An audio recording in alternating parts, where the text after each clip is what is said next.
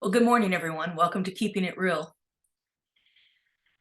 We're talking about creativity right now, and so I thought I would do things a little differently. I wanted to show you some of the things that I've created as I'm speaking today, because what I found in creativity is that every once in a while I have to shake things up. I have to do something a little bit different to spark my creativity.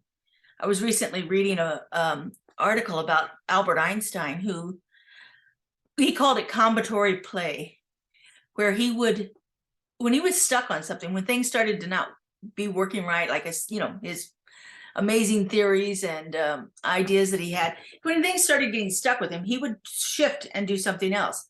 He apparently was a violinist and would go and sit and just play the violin until things started to feel clearer for him, and then he could go back to his work. And so shifting things up has been really powerful for me lately. As I've talked about before, I started a practice in 2016 of drawing a mandala every morning. Let me show you what I'm talking about here. And so these are mandalas. These are some of my mandalas that I draw. And so I've spent 16, 17, 18, all the way through 20 drawing one of these every single morning. Just different mandalas that whatever occurred to me. What I would do is sit in meditation, contemplation for a few moments, and then just let my pen go crazy with these little templates that I had created to make the mandalas. And so, I just have this whole slew of them that I've done. But as I said, I continued through 2000 into 2020. 2020 came along with the pandemic and so forth, and life got different and life became hectic, and I got a new job and things like that. And so I didn't have the same time structure that I'd had the previous 4 years. And so I didn't draw too many of them in 2020 or 2021. And then 2022 came along, and I recommitted to it and did a mandala every single morning for that. But 2023 came along, and it just wasn't appealing to me. It began to feel almost like it was a chore, and I wasn't feeling as creative with it. They started to look more repetitive to me and things like that. So I knew I needed to shift things up. I needed to change things around. And I started having this strong desire to draw flowers, but not flowers like that actually look like real flowers, but what I call Dr. Seuss flowers. Ones that are, you understand that it's a flower, but it's not a flower that's ever existed before. And so mine have shifted to drawing, mine have shifted to drawing these wonderful little flower gardens, and then individual flowers too.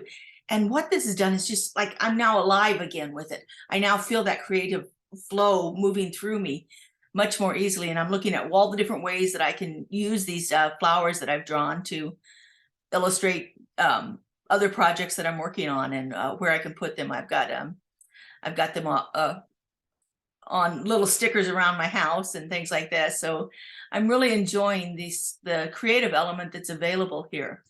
But it didn't happen until I shifted things up, until I gave myself permission to shift, because I had been committed to this practice of drawing the mandalas so much for the last 6 years.